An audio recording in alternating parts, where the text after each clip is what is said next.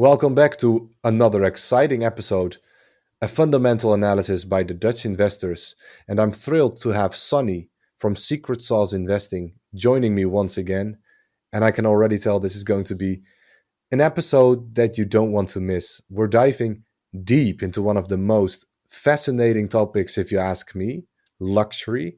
And we are doing it by analyzing the luxury company LVMH. So grab some champagne or a sip of Hennessy and let's dive deep into the world of luxury.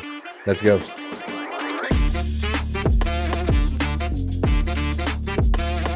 All right, Sonny. Last time we talked about Games Workshop and Fever and now we're talking about something completely different.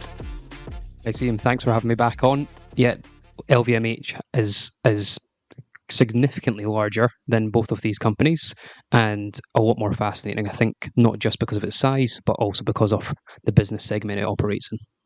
Absolutely. There are a few companies that intrigue me as much as luxury companies because they operate in such a strange and completely different industry. If you look at it based on marketing, for example, economics, even psychology, basically everything I'm interested in combines itself into this luxury company like the one we are going to talk about today. So, Seem, over the past few weeks, we've both researched LVMH. Why did you decide it was a good business to analyze in the first place? Yeah, that's a great question. I mean, it's the world's largest luxury group, and it's pretty hard to ignore to begin with. We already did a few deep dives on Kering, the parent company of Gucci, and Richemont, the parent company of Cartier. And I mean, this kind of completes the trilogy. There are a few more, Hermes, for example, Brunello Cucinelli, so many more. But I'm a shareholder of Dior, which we'll talk about later. And I was just curious if, with the declining share price, I think I am down about 26% on Dior, um, which is fine. But I was curious if the investment became more attractive now for a cheaper valuation. And yeah, besides, I've always been fascinated by luxury, and LVMH pulls off something most other companies can't. I mean, they scale luxury without making it feel mass produced. But we're talking about a $250 billion company, and making things luxurious without feeling the feeling of mass production is very difficult. It's a tightrope almost between growth, pricing power, exclusivity, and somehow they've managed to do it. And the key question I had in the key question I had going into the analysis was: should I hold the company? Should I double down, or should I sell the company? So that was my main question going in. Do you own any luxury names yourself? No, I don't. Although LVMH is a company that I've tracked for a number of years, and it's really fascinating, and I think it's within my circle of competence. One question I'd have for you as we start is why did you choose to invest in DR rather than LVMH directly? Yeah, I think we'll talk about that a bit more once we reach the valuation as well. But by investing in Dior, you're basically buying LVMH with a discount. And there are some things to consider before buying Dior just because it's cheaper. But that was the main reason. So we've seen a lot of, or heard a lot of excellent podcasts, business breakdowns, and Acquired have covered LVMH in detail. And for anyone who's wants to research the company more, they're well worth a listen. So very briefly, can you take us through the founder of LVMH in a couple of minutes? Yeah, sure. Let's try to keep it under 2 minutes. Where Acquire did about 2 hours on the history. I'll do it in 2 minutes. So set the timer. It really all starts with Bernard Arnault. He didn't even grow up in fashion. His family was in construction, pretty similar to Kering's early beginnings. And I mean, it's pretty far from the world of champagne and handbags. Then in the 1980s, he saw something very interesting. He saw an old luxury brand called Christian Dior. And he's thought that it still had a pretty strong brand, even though they weren't doing well at all. Arnault figured if you brought in the right structure and leadership, he could bring back Dior to life. And so he bought Dior and it worked. And that was the beginning of, well, LVMH. A few years later, in 1987, he helped merge Louis Vuitton with Moet Hennessy. One made bags and the other sold champagne and cognac. And together they formed what we now know as LVMH. And from that point on, Arnault just kept on buying other brands. He bought names like Fendi, Bulgari, Tiffany's. And the strategy was pretty clear: find great heritage brands that lost their way and rebuild them from the inside out. And that's basically, very briefly, how LVMH became to what it is now. Not really through a big idea, but through decades, really decades of acquisitions, one after the other, and then just doing his thing as Arnaud does. He's a great CEO and founder in a way. So I think what's interesting, as we talked about, LVMH has this fascinating history where Bernard Arnault essentially turned about $15 million worth of capital into what LVMH is today. So beyond that, how has LVMH transitioned its business model over time? Yeah, that's a great question.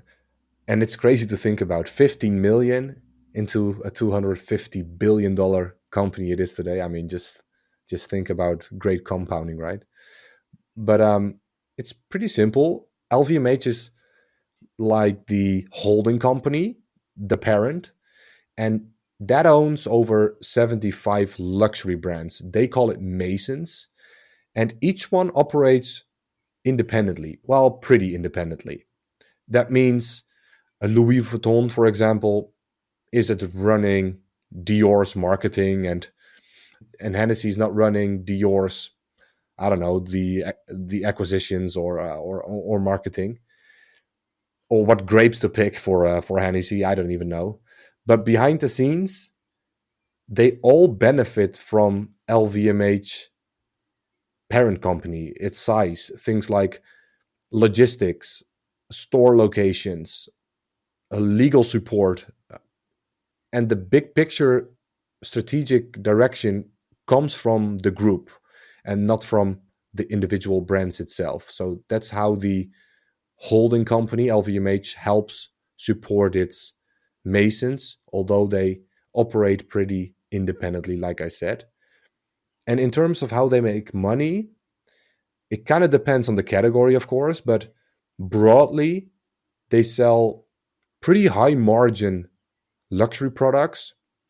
Think of handbags, champagne, watches, perfume, all priced well above production costs, because what you're really buying is not the product, but more the brand, the story, the exclusivity, and the feeling it gives consumers. So is it fair to say that LVMH is almost the Berkshire of the luxury sector?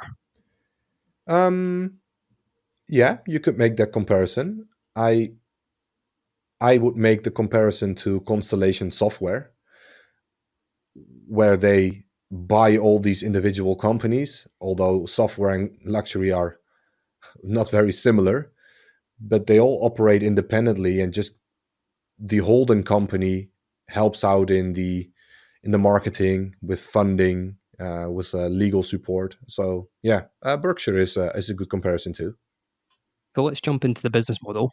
LVMH has 75 Masons or brands and reports against these in five different segments. So we've already talked a little bit about how much or how they make money, but let's jump into this a little bit and understand how profitable each of those five segments are. Yeah, absolutely. Yeah, their biggest cash cow is by far fashion and leather goods. So think of Louis Vuitton's leather bags and Dior. That one division alone brings in more than half of the company's profit. and the margins here are very high.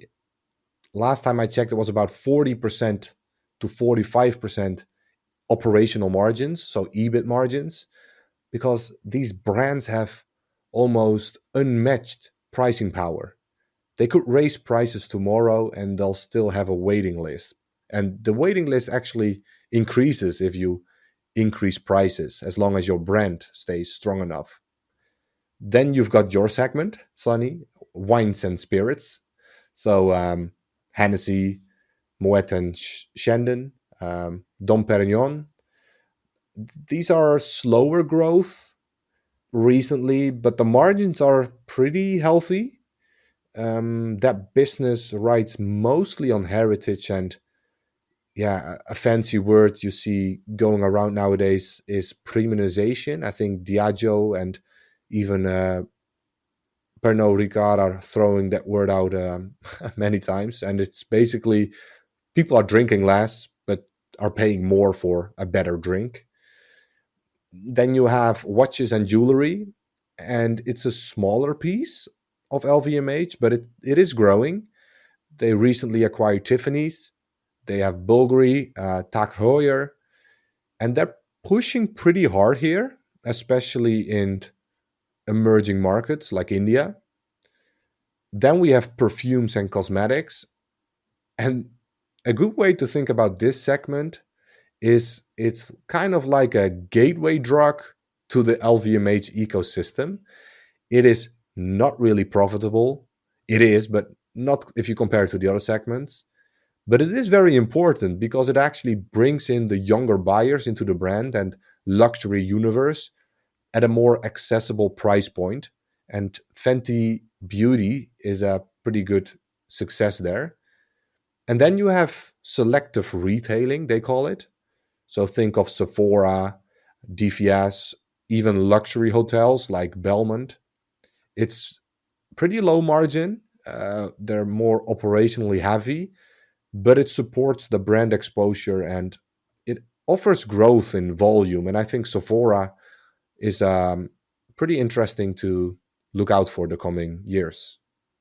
Absolutely. And if I can just offer some context around the numbers around of each of these segments. So if we just run very briefly back through them, we've got wines and spirits, which makes up about 7% of group revenue, the fashion and leather goods, which is just shy of 49%, perfumes and cosmetics, which is 10%, watches and jewelry, which is over 12%, and then selective retailing, which makes up 21.7%. But I think what's really fascinating about each of these segments is yes, you can see that they're very much dependent on fashion and leather goods, but the operating margins from which these segments generate, wines and spirits generate around a 23% operating margin, fashion and leather goods about 37%, perfumes and cosmetics about 8%, watches and jewelry they're about 14%, and then selective retailing is about 7% operating margin. So when you take that into account for the total operating income of the group, fashion and leather goods is actually responsible for about 75% of total operating income. And I'm sure we'll come on to this in a second. But with the likes of Louis Vuitton, there's no doubt that the company itself or the conglomerate is so reliant on that brand. Yeah, if anything goes wrong with Louis Vuitton or even Dior, the company should not be worth 250 billion. I think most of that is probably Louis Vuitton and Dior, and everything else just adds to the portfolio. And who knows whether there's going to be a great new emerging brand in the portfolio, but I don't want to really bank or put my money on that because who knows, right? Absolutely. And we've seen recently LVMH has started to innovate with partner with celebrities, and no doubt we'll come on to that in a second when we talk about the essentially the rules of luxury, which I know you've covered in a previous podcast. Yeah, definitely. Let's talk about it in a second. What I also wanted to add here is that I think Sephora, like I mentioned, is pretty interesting. I think our analyst Luke recently analyzed Ulta Beauty, a Sephora competitor. Ulta Beauty has about 1,400 stores in the United States. Sephora has just 600 stores there. I think Sephora, with the funding of LVMH in the back, can really disrupt Ulta Beauty. And I think that is something to look out for and perhaps a growth engine for LVMH, and especially getting in the younger generation into the luxury environment, I think is very important for the future. Yeah, couldn't agree more. And I think so, as part of my research, I came across the fact that potentially if you take Sephora out of it, LVMH controls about 95% of the retailers. That's how they reach their consumers, with only another 5% going into wholesale. So if we move on from that, I'd like your take on what do you think makes the luxury industry so compelling for long-term investors? Ooh, yeah. I'm a bit biased, of course, so don't take everything with a grain of salt, I guess.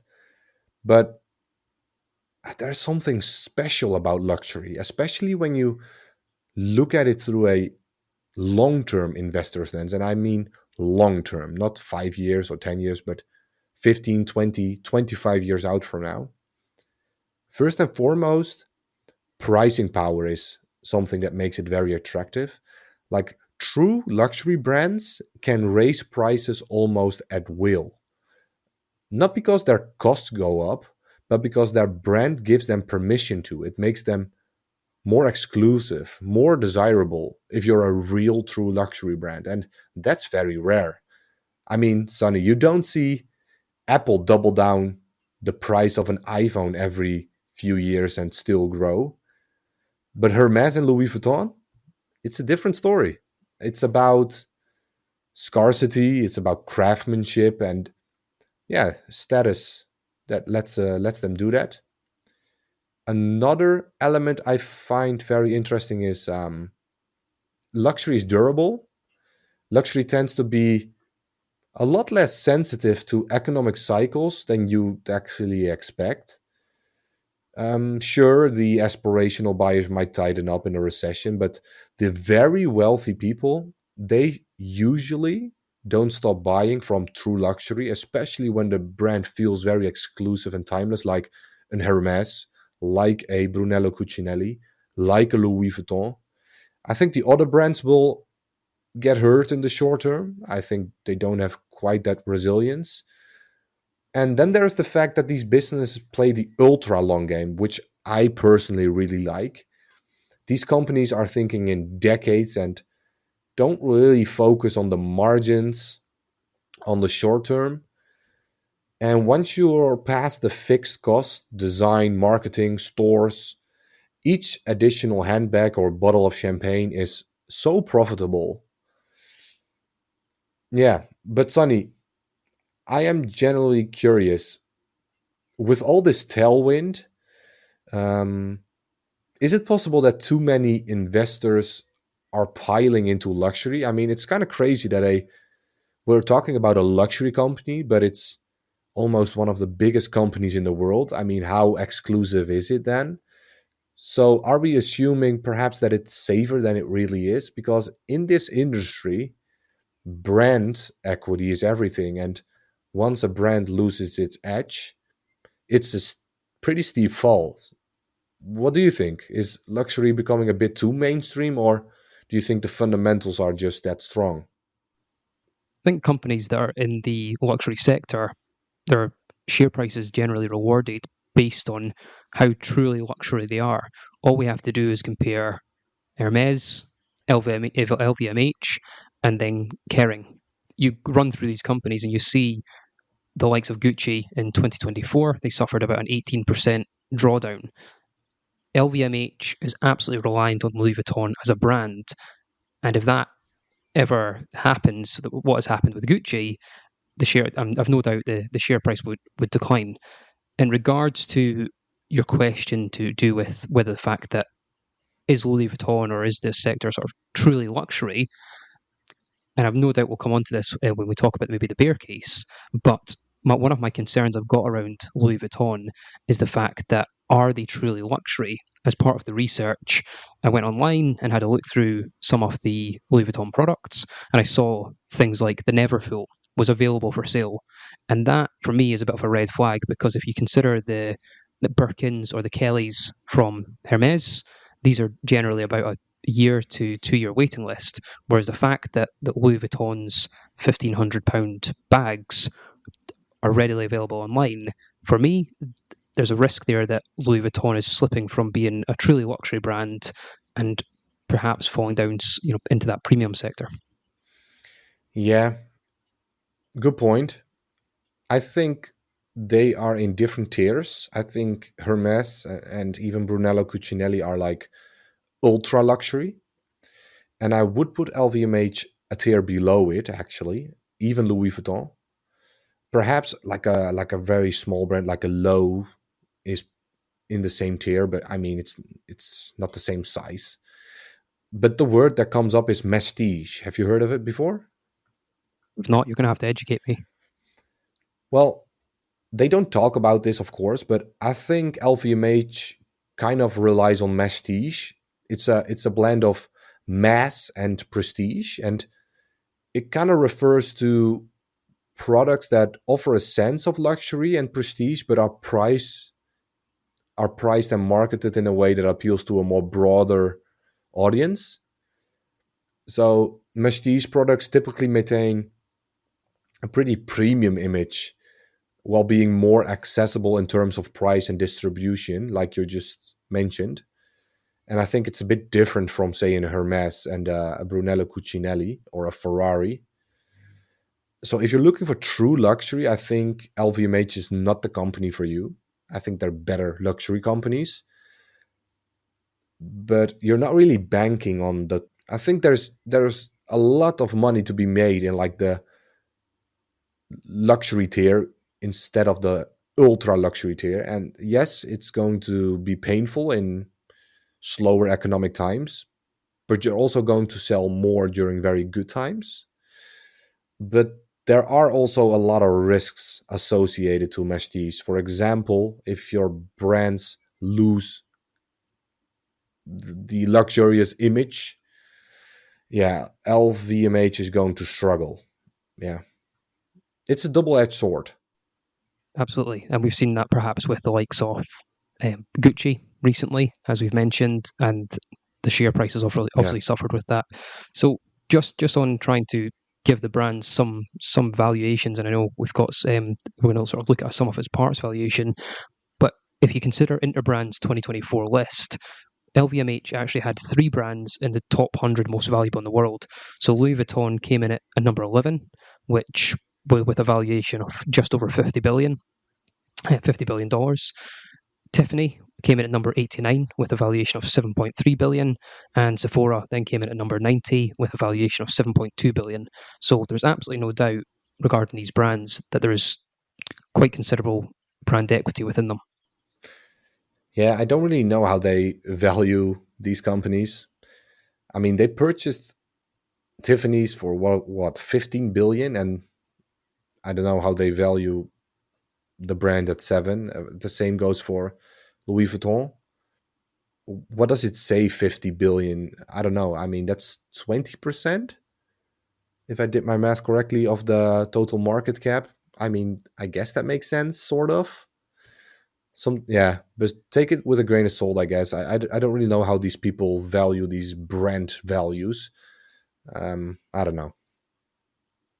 And I think it's a good point because they did purchase Tiffany for about 15 billion. And I think based on how LVMH have improved that business, it's now putting out about a billion of earnings. And I think it was Bernard Arnault who was quoted as saying it'd be worth about double what they paid for it now. So yeah, certainly not worth the 9 or so billion Interbrand, the 7.2 billion Interbrand they're valuing it at, probably closer to about 30 billion. However, I think there is certainly evidence there that the brands and the brand equity have some real valuation behind them. Yeah, definitely. I think it's a good time to talk competition. Yeah, let's do it. So let's jump on to the sector and the industry and who are the main competitors of LVMH. I think it's pretty clear. There are many luxury companies, of course, but I think since LVMH is a holding company and owns many brands, I think it would make sense to look at similar companies. But I don't think you can exclude Hermes, although it's not a holding company, or even a Chanel, which is not publicly listed. Luxury companies are hard to explain sometimes if you're talking about competition. Although luxury companies would say there is no competition, I tend to disagree, because you can buy a bag from Louis Vuitton or Hermes, and depending on where you buy it, someone else is probably not selling it. So in a way, there is definitely competition, I guess. But I think what they mean is, when they say we have no competition, is that they're not influenced by other brands or strategy and ideas, and that makes sense. But to come back to your question, I think it's about the big three: Hermes, Kering, and Richmond. You could include Chanel as well, but I mean, there's not a lot of information about that company out there. And perhaps any rising names in, I don't know, beauty and jewelry in the future. Let me ask you something. Do you think I was struggling with this one a little bit? Do you think luxury adds anything to society? Do you think it's a net positive or net negative for society? I suppose we could spend the whole episode talking about that one question alone. But I think with when it comes to luxury, in a rational world, luxury is irrelevant. However, humans and humanity are not rational. In an irrational world, it makes complete sense. You've talked about luxury in previous episodes. Luxury has been around since the dawn of time. Humans were buried with shells or jewels. Consider the pharaohs. There was always an element of luxury within this world. Good point. I read Luxury Strategy a few years back and revisited it for this episode. And my takeaways were that luxury has an element of heritage and history, so it can't be you can't create it today. You could not create a luxury brand on day one. It needs decades, if not centuries, behind it to be luxury. In the present, it's got true craftsmanship behind it. So you've got an artisan who has spent perhaps decades perfecting their craft. And then if you consider the future of luxury, what you're doing is you're creating a dream for the customer. And I think one of the key takeaways is you cannot destroy the dream once the product has been purchased. That dream has to continue. So with that product, becomes a status with it. And I think, sort of to reference back to one of your previous episodes, it's if you know you're in the know, and some luxury products can be so subtle that only the wealthy or those who can actually afford them tend to know what they are. And I think lastly, you'll just finish on as well, luxury, and LVMH has benefited a lot from this, tends to be driven by a bit of the mad geniuses. This is the Alexander McQueens, the Gallianos.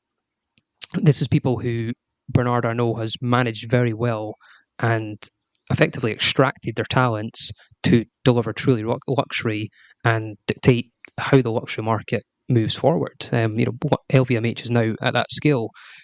My final point would just be that luxury for me is there's an element of the brands or the products can be purchased for a valuation that leaves value on the table for the customer, so that essentially if somebody buys, as we've seen with Kelly's and Birkin bags from Hermes, they tend to have a resale value that's higher than what has been purchased.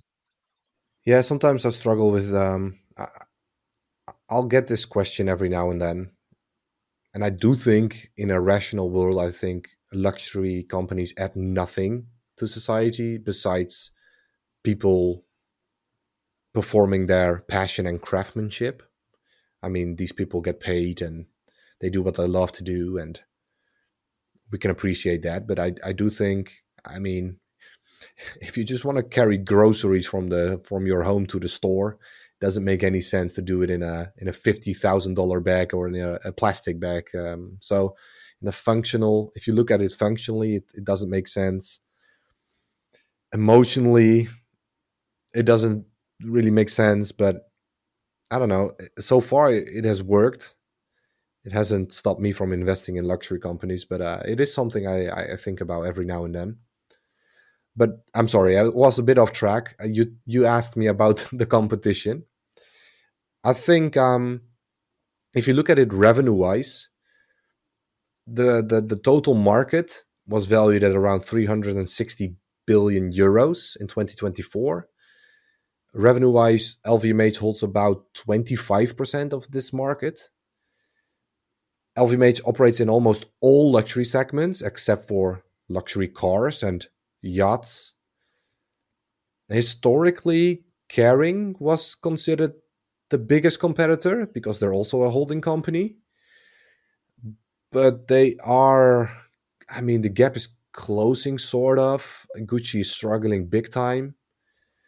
It's one of the reasons I sold Kering.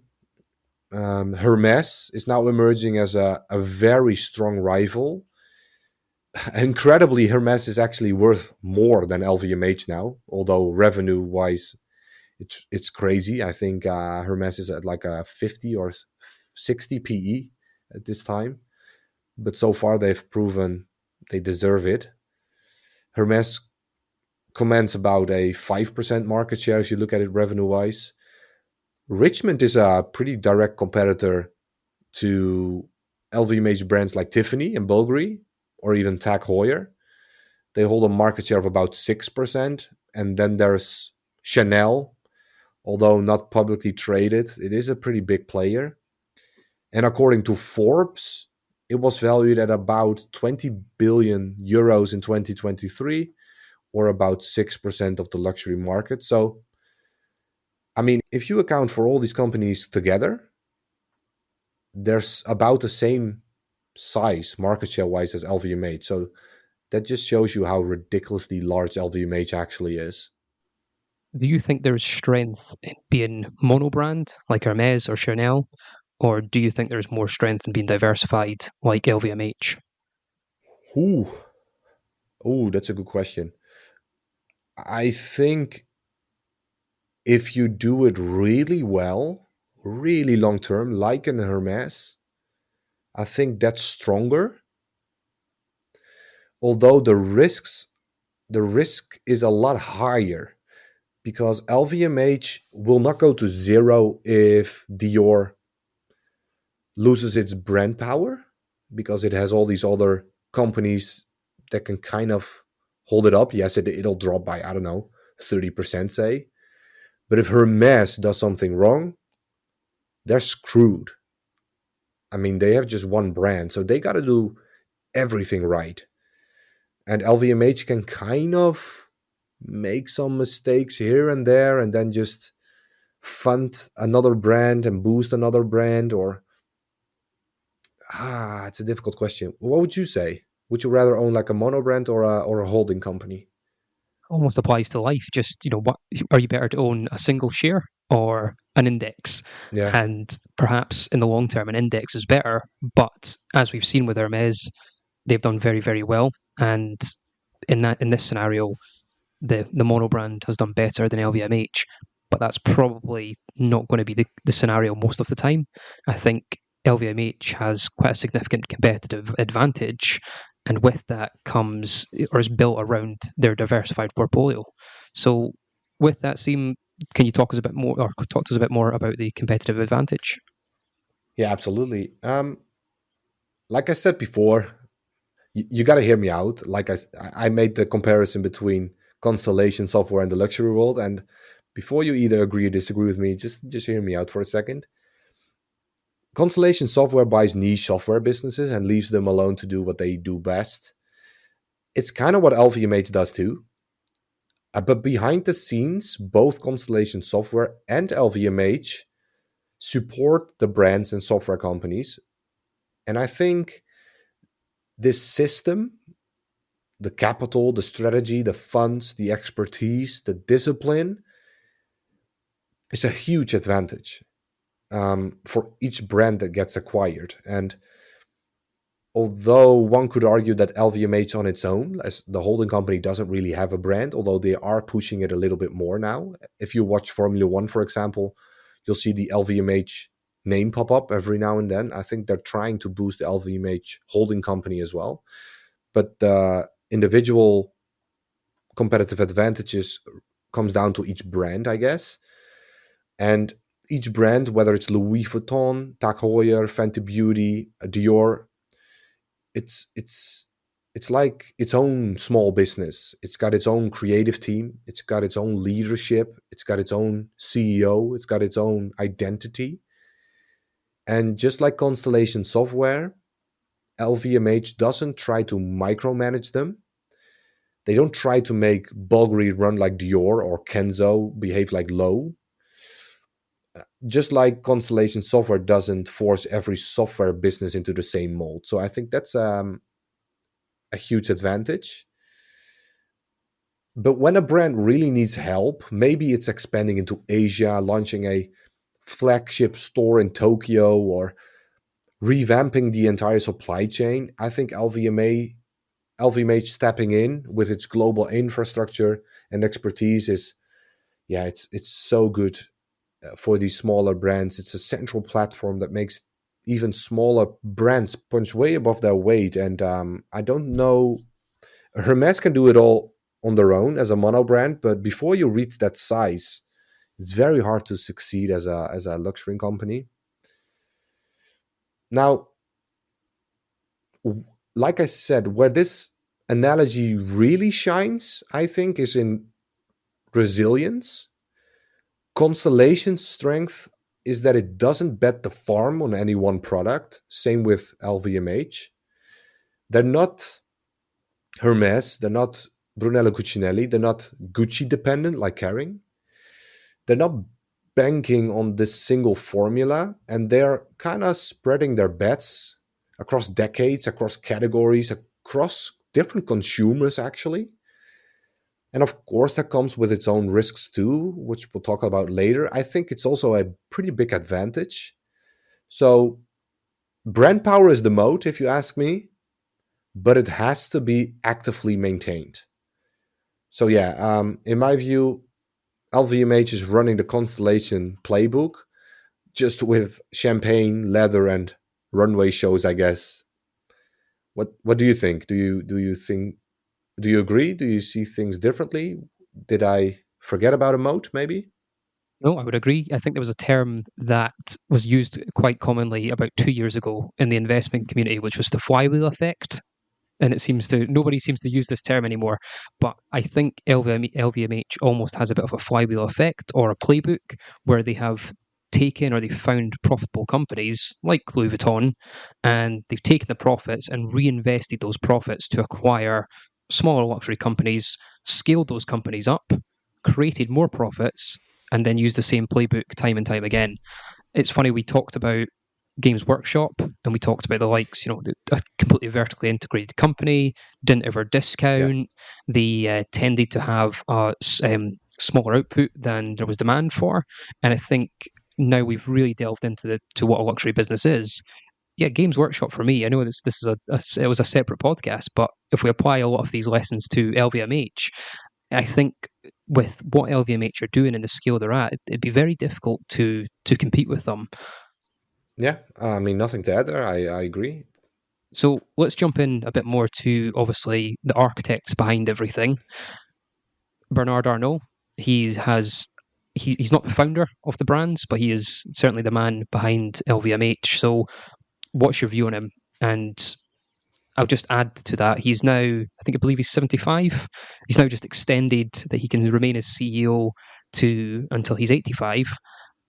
And perhaps we can even jump into, there could even be comparisons with the likes of Warren Buffett. Ooh.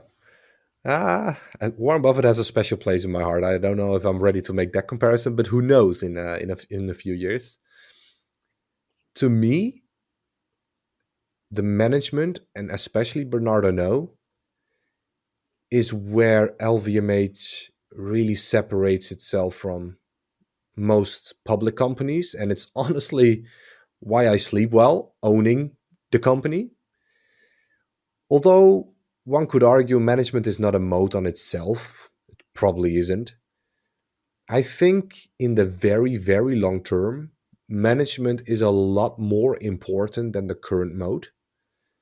And Bernard Arnault has proven over decades that he is one of the very best CEOs in the world. He is a visionary, no doubt.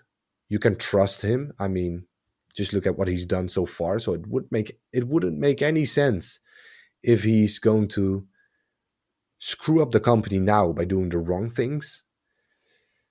But what's more impressive is how he slowly and deliberately handed out responsibility. His five children all hold very serious roles within the group. They rotate through different brands and divisions. If you look at their annual reports and proxy statements, they have a different name for the proxy statements, but they change roles like a lot, and I kind of like it. I mean, they're kind of learning every layer of the business, and I think it's actually the succession plan in motion. I don't know who will take the reins, but I'm pretty sure Arnaud will make the right decision and stay on the board. It's like you said, kind of you're banking on Warren Buffett to make the right decision, putting Greg Abel as the new CEO. Although we don't really know him, I think we all trust Buffett in making the right decision, and I have the same feeling with Bernard Arnault. Besides, the family owns 50% of shares. They have 64% of voting rights, so they are in control. The operational leadership is very strong too, if you ask me, especially at Louis Vuitton and Dior. And incentives are tied to, yeah, performance, although they're a bit, I don't know, it's a bit of a gray area. I'd say alignment is pretty solid here. So time's going to tell whether nepotism is the right choice or not.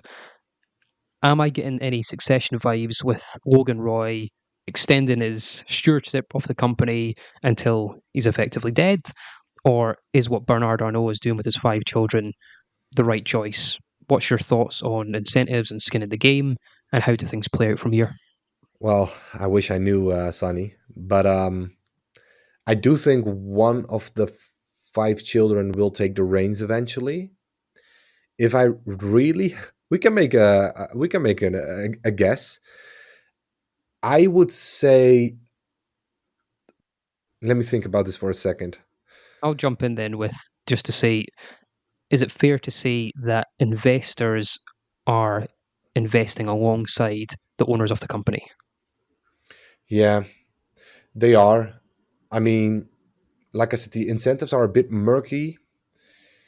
Most of the compensation is structured around performance based share grants and multi year vesting, which is good, I guess. But LVMH doesn't really break down exactly which performance metrics drive those rewards, which I would have liked to know. I think Hermes is a lot more transparent about it. I think Hermes, and don't blame me if I'm wrong, but I think it's tied to organic growth and cash flow, so it's more investor aligned. That said, skin in the game is not an issue, so I don't really worry about the incentives because the Arnault family owns about 50% of the company, like I said, and so they control the ship. If the real wealth is in the equity, and if LVMH succeeds, they win, and if it doesn't, they'll lose more than anyone else. So, I mean, talk about alignment, I guess.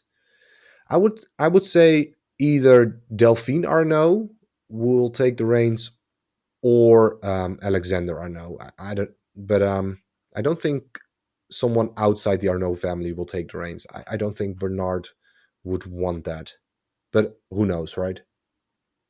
I'm going to jump in with a curveball here that I've not heard anyone else talking about during my research. So, again, it could be totally wrong.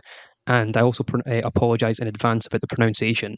So, LVMH's former CFO has moved to become the president and CEO of the Wines and Spirits division.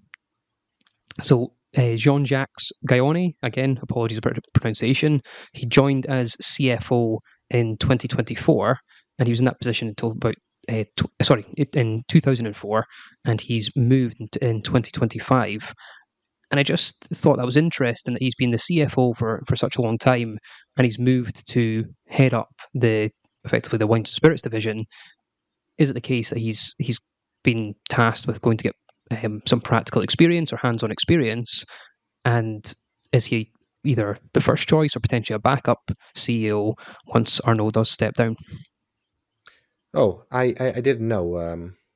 That's some good input. I'll check. Did this change? Was it recently? Yeah, so I think he's just stepped down as CFO on the 1st of February 2025. I see. I see. Yeah, that's pretty recent. I also think he was in that position for about 2 decades, and I think age Yeah. wise, yeah, he was only born in 1961, so he's certainly got a lot of time ahead of him. Good point. Good point. Yeah. Maybe. I think would be this would be a good time to talk about the numbers of LVMH because I mean at the end of the day that's what it comes down to.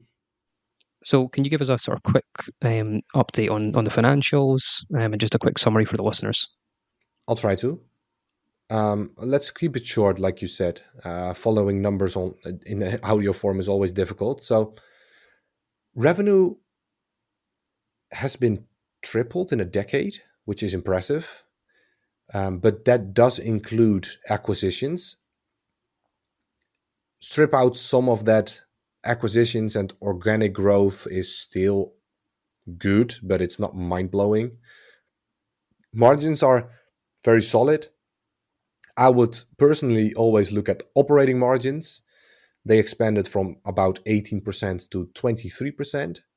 They even hit 27% during COVID, but I don't think they'll reach that again. Capital allocation is a pretty mixed bag, if you ask me. They've paid out more dividends than I think is necessary, especially when buybacks could offer better long term value at today's multiple. Acquisitions have generally been very high quality. Tiffany could be the standout. 15 billion is a lot of money. So we'll have to see how that plays out. But so far, I mean, I have my faith in Bernard Arnault. Return on incremental invested capital is about 5%, which is not great for a luxury group. It tells me that new investments, especially outside the mega brands, aren't really generating exceptional returns. Not yet, at least. I guess it's a bit of a yellow flag, and they're spending more to get less incremental return. So, my honest take is LVMH is an incredibly well run business with very solid fundamentals. Growth is slower, capital efficiency is under pressure, you could say. And the financial engine isn't really quite firing at the Hermes level. Just look at the stock price difference. And I think LVMH is a great company at the right price. If we consider the growth, especially in the likes of the revenue, LVMH has grown to such a size that it's almost more difficult to move the needle. But actually, revenue growth has maintained at double digits. At what point, in your opinion, do you think that falls off, or do you think they can maintain that for a lot longer? Yeah, this is what I struggle with the most because who knows? Revenue can grow 50% in a year, it can go 20% in a year, and it could decline 10% in a year. I don't know what's going to happen with Trump. I don't know how long China will be in trouble. I don't know how much LVMH is investing in emerging markets. So there are many unknowns here. So I think you really got to play the long term and take like an average revenue growth you think they can average over, say, 20 years or a 10-year period. I would say they should be able to increase revenue by perhaps a declining volume, but still increasing prices. I don't know, man. What's your view here? What would you say on revenue growth in the future? Bernardo seems to get constantly questioned on this, and this seems to be a sticking point for a lot of investors. And they feel that at one point, revenue growth will just tend to naturally slow down due to the size of the company. But one of his comments was he was asked that in the 90s, he's been asked that in the 2000s, he's asked that still today, and they have proven any doubters wrong. Now, there's no doubt LVMH have been supported by huge tailwinds with the likes of the Chinese market, the world just naturally becoming, or consumers becoming more affluent. From my own perspective, I think it'd be interesting to see how obviously China recovers. The economy is in a difficult place just now. And is there other opportunities that, I mean, sure, we'll come on to, but in the likes of India, in the likes of Nigeria, what about Latin America as well? I do appreciate that China is or has such a scale of population that it's difficult to replicate. But how much growth and wealth is there going to be in the likes of India? Where will perhaps the next China come from? Or I've heard it mentioned numerous times in my research that the next China remains China.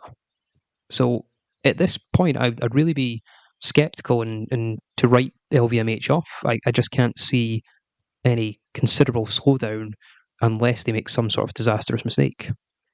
Yeah, yeah. I mean, this is really dependent on the investor and the outlook you have. Yeah, the global supply chains, the global economy. I think there's still a lot of growth possible.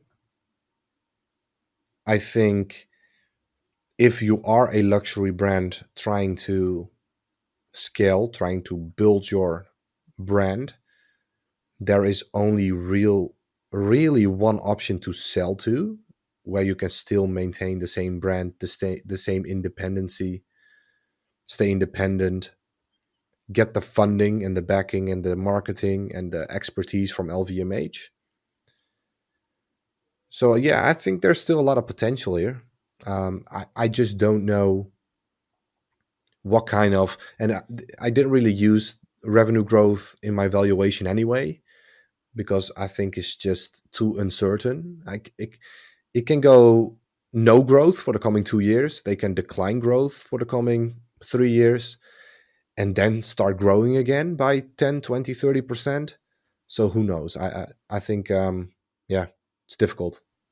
Do you think they can squeeze any more growth out of their operating margins? Is that possible? Or do you think we've sort of reached the limit, especially around their gross margins?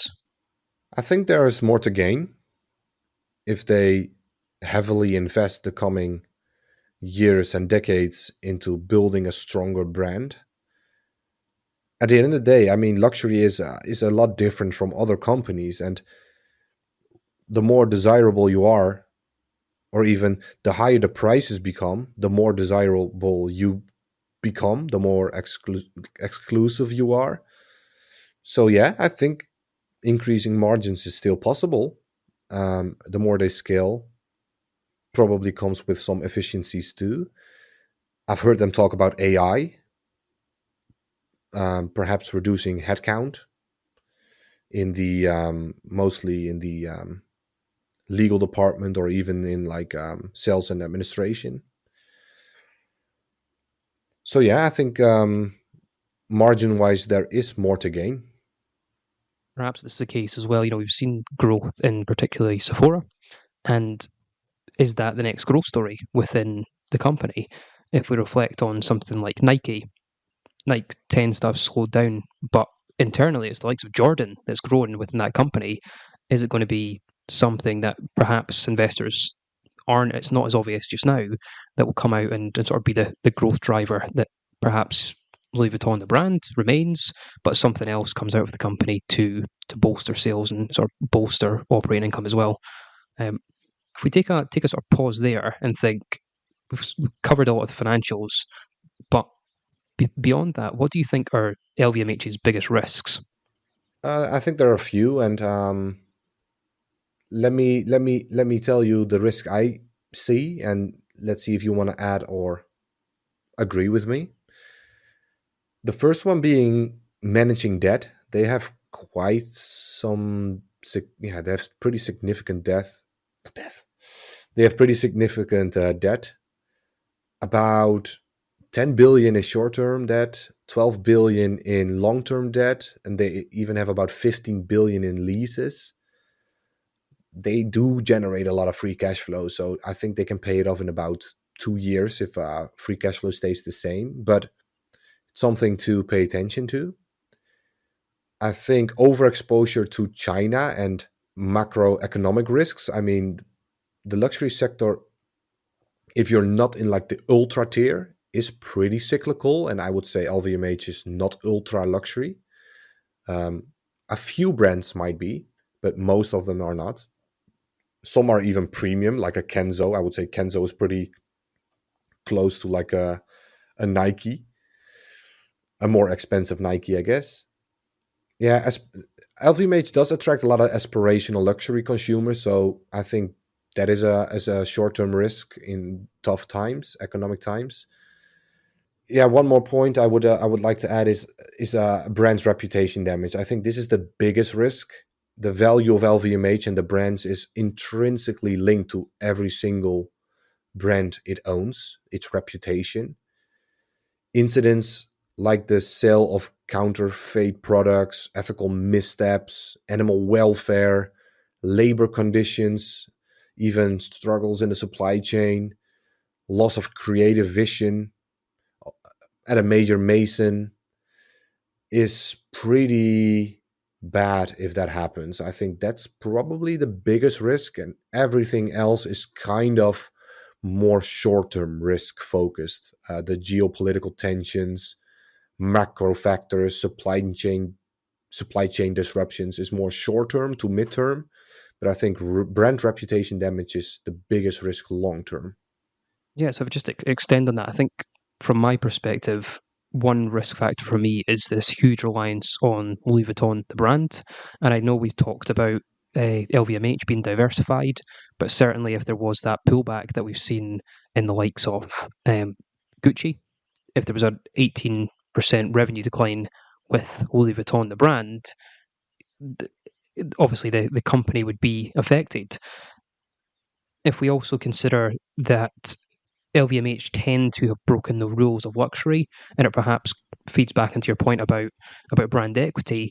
But we've seen the likes of Beyonce, Rihanna, Jay Z all partnering with LVMH in some capacity. And just beyond that, if we sort of consider that Jay Z has pretty tenuous links to P Diddy and everything that's going on there, a lot of this can push back on LVMH and just the companies that these celebrities are associated with.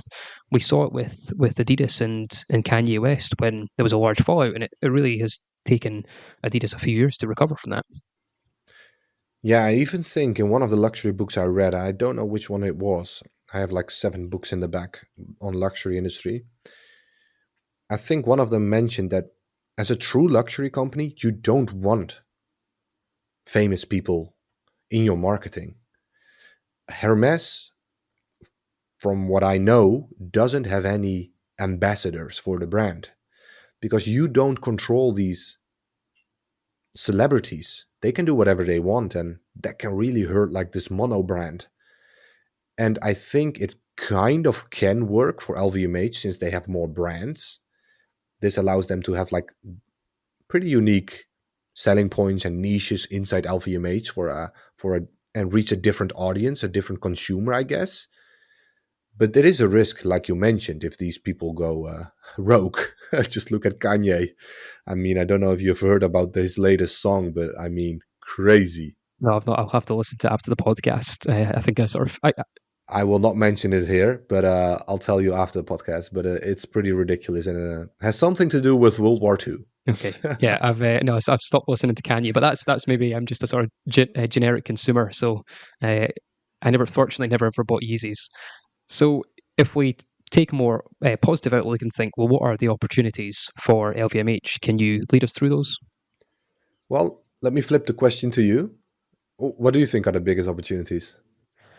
So I think first and foremost, if we consider there's further expansion opportunities, you've already talked about this, but LVMH are sort of the only player in town when it comes to a lot of their competitors that we've discussed, and think okay, maybe Hermes are too big, but if you consider the likes of Chanel, these are the players that who else are they going to approach if there is some sort of buying opportunity?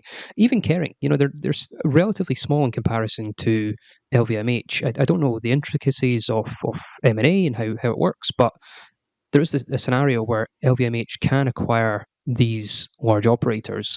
I think if you put the question to Bernard Arnault, I have no doubt that, and obviously I don't think he can get because of the company structure, but Rolex would probably be his dream acquisition as a brand. I have no doubt of that, but I don't think that one will come. Chanel, the other brands that we've talked about, perhaps there's more of an opportunity there. If we then sort of reflect back on the fact of what we've talked about already, LVMH own the chain. They're completely vertically integrated. 95% of their retail happens in their own shops. They remind me through sort of my research, I've noticed that they've been buying up tanneries, and they remind me a little bit of ASML, one of your homegrown countries, because ASML has tended to, if they're not happy with what they're receiving, they've went out and purchased their supply chain. And I think perhaps in the future as well for LVMH, there's always the opportunity that they can go out there, purchase their supply chain, and perhaps squeeze more margin through that. When it comes to brand equity as well, we've talked about it a few times, but the Lindy effect, LVMH's some of the oldest brands fall into about the 14th and 15th century. Most of these brands typically fall, are maybe more recent with the likes of Louis Vuitton and Dior, but they have huge heritage and strip away everything else. But these brands are impossible to replicate on any given day, because of when they were launched. Um, and then if we just come on to, again, we've already talked about the scale of this company. When it comes to LVMH, the fixed costs tend to get lower because of the scale. They save money when it comes to their advertising, when it comes to negotiations on their leases, and it means that the stronger the company gets, again, we'll revert back to that flywheel effect. It becomes stronger in securing customer awareness. They can negotiate when it comes to purchasing any required goods. And I think for me, I just can't see competitors getting to this, or catching up to LVMH unless they make some sort of mistake that perhaps that takes a while to recover from. So with that, I'll maybe pass the question back to you. What do you see as the opportunities for LVMH, and how does maybe the next decade look in your opinion? I think you mentioned most I would agree with.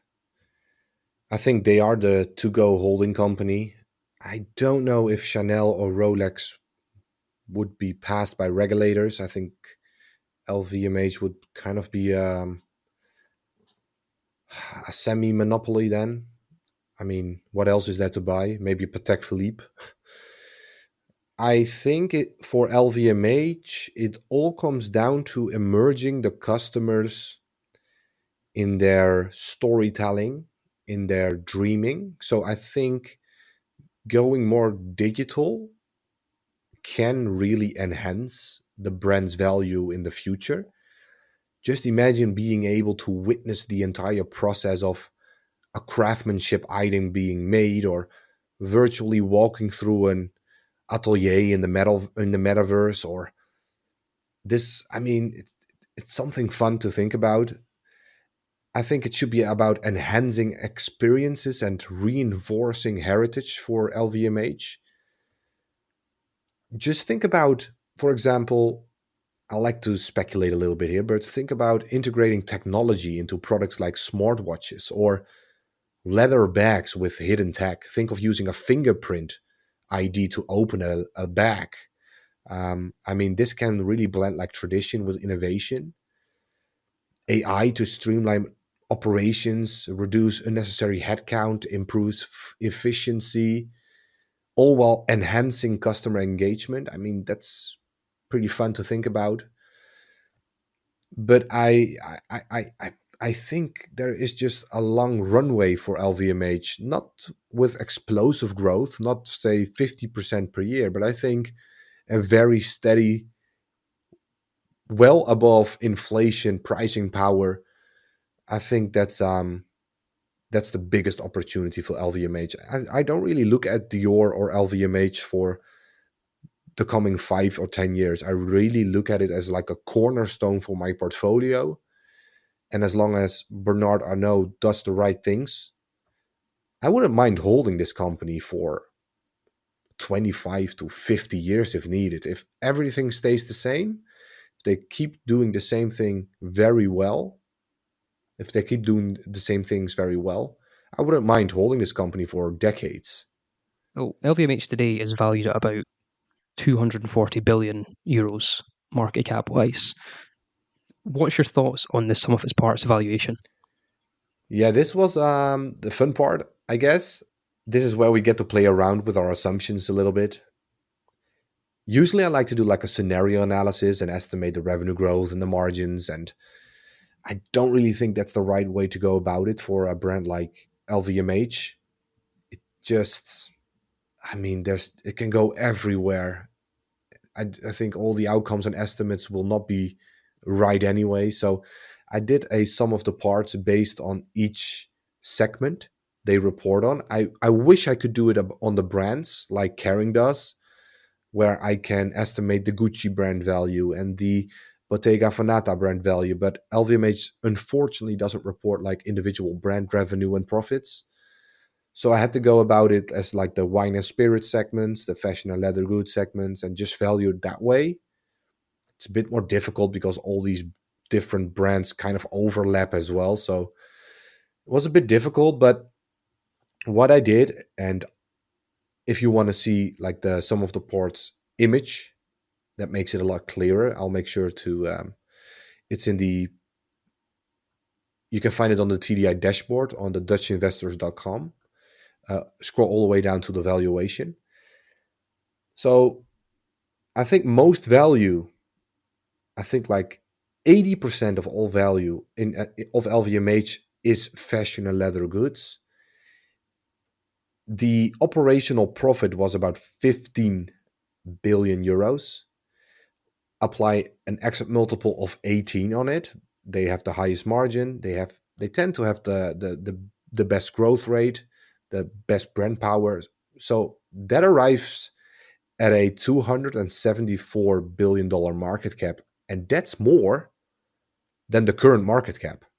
So you could say if fashion and leather goods deserves an exit multiple of 18 on the current profit, everything else is free in the LVMH stock price. Although everything is a lot less valuable. I came up with about wines and spirits of about $13 billion, perfumes of about $5 billion, watches and jewelry about $18 billion, the retailing side about $8 billion, and I didn't even value everything else, the other part of the business. So I arrive at a total estimated value of about 320 billion euros, and the current market cap is about 240 billion. So a 30% discount, which is pretty significant.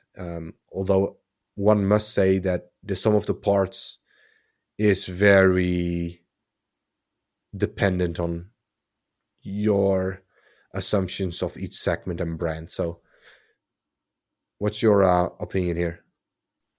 Yeah, so I did a DCF and got give or take where the valuation is sitting just now. Um, I don't think it's, to your point, particularly fair to just say that this is a DCF valuation because I think as a company, there's a lot more strengths underlying LVMH than say even our last conversation on Fevertree. What I would be curious to get your opinion on is investors who purchased LVMH shares.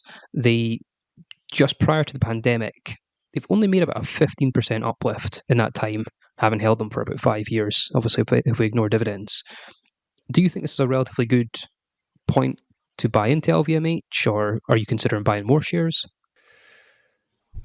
Currently, I'm actually holding. I am down.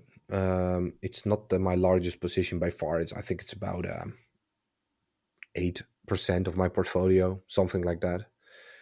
If I did my math correctly, I arrive at about a 8% IRR, excluding dividends and buybacks. So perhaps 10%, say. I think LVMH is like a great company for sustained growth. I think it'll deliver you about 10 to 15% over the coming 10 years, if I had to make a guess. But that does bring me to what I said earlier, the Christian Dior holding, because LVMH, let me see if I can explain this in simple terms. Christian Dior SE is the holding company controlled by the Arnault family. So by investing in Christian Dior, you're essentially buying LVMH at a discount. And as of May 13th, 2025, that holding discount relative to LVMH is an additional 18%. So add that to the estimated 30% undervaluation of LVMH if my sum of the parts is ballpark close. Then you're actually, I think it's Dior is a pretty good buy for 12% IRR. But of course, there is no guarantee that the discount in a holding company will ever close. There are many examples of holding companies that have discounts that so far have never really closed. Think of Prosus with Tencent. Um, and besides, I mean, if you own Dior, you're kind of giving up your voting rights. It's basically you're letting Arnaud vote for you, which I am more than happy to do because he knows a lot more about luxury than I do. But historically, there have been movements where the discount between Dior and LVMH has narrowed. And over the past 15 years, and I think you'll find this interesting, LVMH has delivered a CAGR of 14.6%, while Christian Dior has outperformed slightly with 15.3%. And it sounds like a minor difference, but over that same time period, a $10,000 investment would have grown to $75,000 in LVMH, to $82,000 in Christian Dior. And I mean, there is an even bigger discount now than it was 10 years ago. So, kind of interesting if you ask me. So just as we start to reach the conclusion, what would make you sell your Dior shares? If I start to see things, decision making by management that does not align with like the long-term brand, increasing long-term brand value for LVMH, if they start to focus more on like really focusing on revenue growth instead of, I don't mind them lowering the margin in the short term to enhance the customer engagement a little bit, focus on brand building. I would love to see them lower dividends and actually buy back more shares, which would really give me more confidence in the management team even more. It's difficult for me to say what will make me sell because I don't really see any reason so far to sell.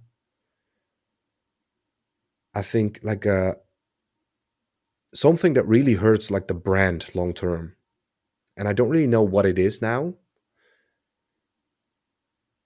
I don't really know what it could be, but that would make me second guess if I made the right decision. So as the shareholder in this conversation, what's your conclusion with LVMH? What are you planning on doing?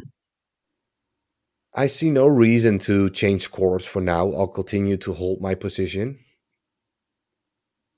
I mean, the company has really proven time and time again that it can adapt, it can execute, it can do pretty well through tough cycles.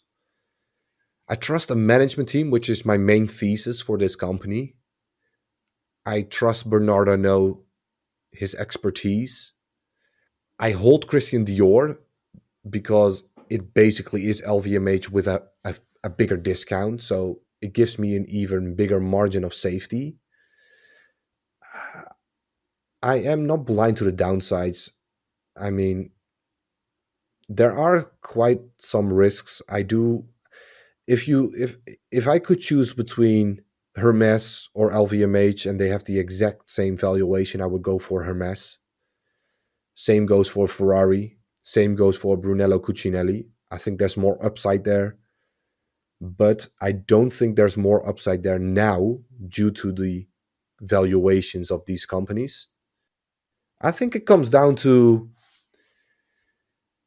if LVMH stays on course, not chasing short term gains, focus on brand equity, capital discipline, the KPIs I personally track. Execution must remain consistent, which it has been so far. Then I think the opportunities still far outweigh the risks. And until that changes, I'll remain a patient holder. I'm very curious what you think of the analysis so far, and if it changed your view on the company, and perhaps what you're going to do next. For me, as we've mentioned, I'm not a shareholder in LVMH, but it's a company I've watched quite closely for a number of years, and I'm really grateful that we've sort of taken the time to undertake this investigation of the company. I think probably looking at both the positives and negatives, for me, I'd say there's an ongoing debate around how much of LVMH's brands are true luxury. Unlike Hermes, where there's scarcity, there's craftsmanship, I think, as we've already talked about, things like the Neverfull, or I think the other brands, the Pouchette, is those being readily available online. For me, that's a bit of a red flag because I don't think that's the sign of a true luxury company. Um, However, I think it's quite obvious that LVMH dominate the global luxury market. They dominate that sector based on the scale and all the reasons behind that we've discussed. I think they'd be very difficult to catch. I think that there's still opportunity in the addressable sectors in China, possibly India as well. There's obviously macroeconomic headwinds. There's challenges with the tariffs, and I think if we consider that I think about 17% of China's population are basically considered upper middle class or above, sort of as of 2023, there's still room for growth there, especially within China. And I think luxuries is it's only a fraction of China's and India's their growing populations who actually buy into it. So then, as we've already talked about, there's obviously opportunities in markets like Nigeria and potentially South America as well. So I think if we've obviously repeated it a number of times in this podcast, but it seems to be a question mark still around LVMH being a monobrand or diversified around, just Louis Vuitton being the driving force. But as we've mentioned, they seem to just be taking the profits from Louis Vuitton and reinvesting it into mergers and acquisitions and acquiring new companies. And it's obviously paid out for them because of where LVMH is today and obviously the scale that it's reached. I really like the fact that you're investing alongside owner operators. As we talked about, the Arnault family own about 50% of the company, give or take. And I think there's definitely going to be unseen opportunities. There's no doubt unseen risks that perhaps if that is a pullback in the Louis Vuitton brand, for example. But it's certainly the case that I think there will be other opportunities that are not seen and not obvious just now. But because LVMH is such a well managed business, as long as they can maintain that, those opportunities will come around, and it could be in the short term or it could be a decade from now. I think the only thing I would really finish on as a non-shareholder, and perhaps one for you as a shareholder, is where does Arnaud go from here, and what does the succession plan look like? Because ultimately, he is the architect behind LVMH, and what are we seeing in the public, but what are we not seeing behind the scenes? I've no doubt that perhaps the Arnault family are best placed to run it, and he seems to be doing everything he can to ensure his children will have the best skill sets. But is that the best option for shareholders? I mean, they have obviously all their wealth essentially invested in the company, so it looks like it will be. But the next 10 years, especially as Arno nears that 85 and possibly 90, it'll be an interesting time for shareholders. I mean, I still got like 10 years before he can raise the age again.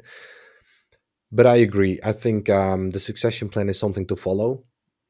And I mean, let's say they promote a new CEO. I have no clue who it is. That would be a reason to sell the company. If I don't know the new CEO and I don't really can't really do my research on him. And on another point you mentioned, and we'll wrap it up then. I would like to reiterate that quality comes at a price. Like I said, I am not ashamed to admit that I would rather own Hermes. I would rather own Ferrari, Brunello Cucinelli, maybe even another luxury name. But I think your returns will be horrible if you buy it for the current price. Well, maybe not horrible. It might be inflation beating, but I think the risk you're taking, it's probably better to put it in an index fund. And I think LVMH is not the highest luxury company you can buy, but I think at the current valuation, and I hope it continues to drop so I can get it even cheaper because I will be adding if it gets even cheaper. I think you'll get better returns in the coming 10 years at the current valuation. And I think that would be my ending thesis for LVMH and a wrap for today. A big thanks to you, Sunny. Honestly, it was a pleasure having you on again. It won't be the last time, of course, because we'll keep doing this for what we planned about every month from now. And I appreciate you taking the time to come on the show again and talk to talk about one of my favorite companies. And we'll see what we're going to talk about next in 4 weeks from now. Right, thanks again for having me, and I really appreciate you taking the time to educate me on LVMH. Absolutely. If you want more on Sunny, I'll make sure to put the links in the description. Check out Secret Sauce Investing on Substack. And especially if you're a drinker, it'll be a great place for you to check it out. More on that soon. Thank you so much, Sunny, and talk to you later. Speak to you soon. Thank you.